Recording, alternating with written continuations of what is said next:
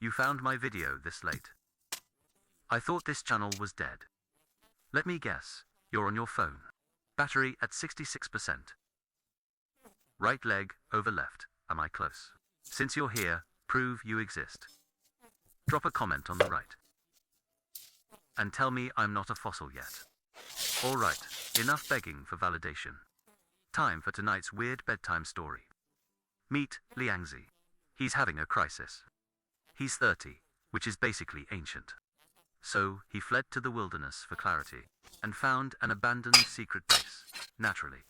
Part cave, part shoddy stone wall. It was a fixer-upper, to be sure, but with a little elbow grease. It could be a sweet man cave. And so, the renovation began. First, he plugged a giant hole with rocks.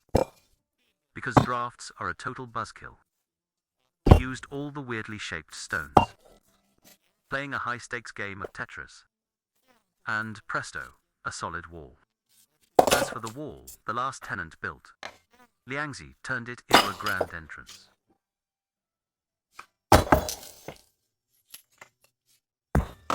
He wove some sticks in the middle, making a doorframe.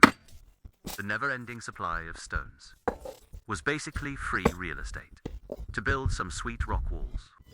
As he meticulously stacked rocks, Liangzi remembered one crucial thing. Man need fire. That way, he wouldn't have to war. About becoming a wilderness popsicle.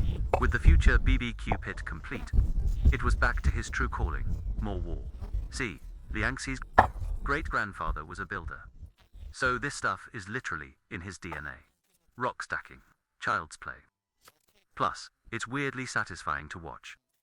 So, you know, enjoy.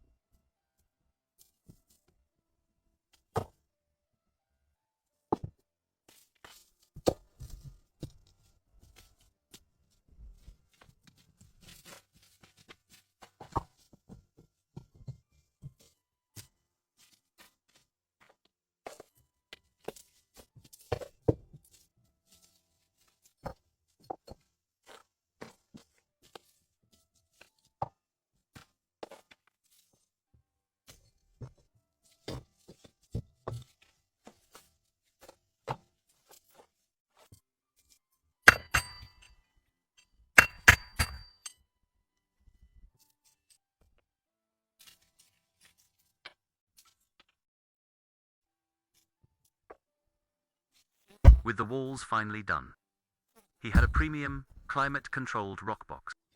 Liangzi grabbed the leftover rocks and chucked them inside. Planning to build a luxury rockopedic mattress, he started with a big, lumpy frame in a vague rectangle shape, about a foot off the highly desirable dirt floor. Then he just dumped the little rocks in.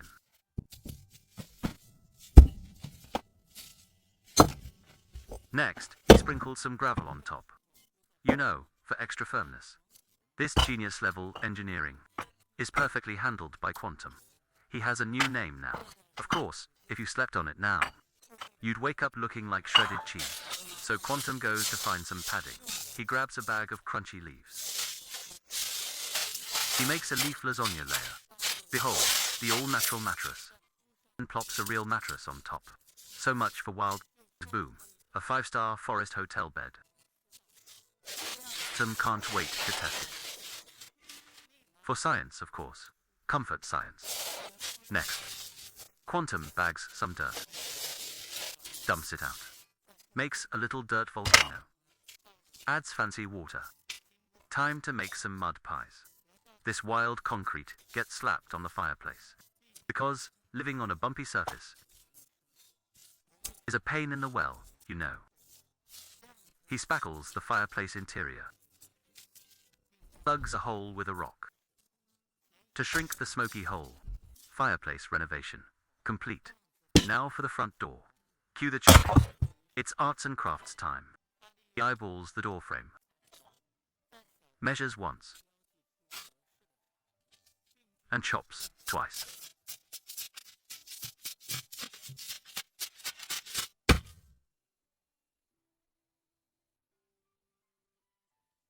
Then, he rinses and repeats for the other pieces, assembling the world's tiniest door frame.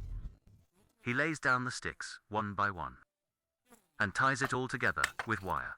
Rustic chic. And just like that, a door exists. He installs it and confirms it can, in fact, door. All that manual labor has made him hungry. Time to reward himself with a 5-star campfire meal.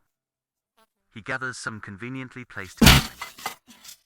Starts a fire in the designated fire hole. He thoughtfully feeds the flames.